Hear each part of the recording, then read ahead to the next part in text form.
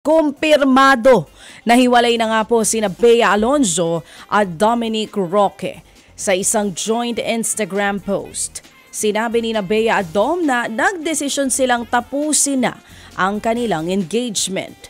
Aminado sina Bea at Dom na hindi naging madali ang kanilang desisyon. Gusto raw sana nila ng oras pa para magdesisyon pero ang dami na raw kumakalat na spekulasyon, tanong at insulto. Mayroon pa raw nauna sa kanilang kumpirmahin ang kanilang hiwalayan nang wala nilang pahintulot. Humihingi sila ngayon ng pangunawa sa publiko.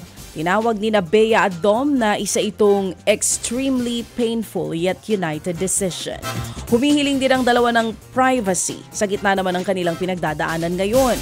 2021 na pabalitang may relasyon sina Bea at Dom. Noong Hulyo na engage ang dalawa at ikakasal sana ngayong taon. Ted Filon at DJ Chacha ngayon nasa Radyo 5 92.3 News FM Monday to Friday 6 to 10 a.m.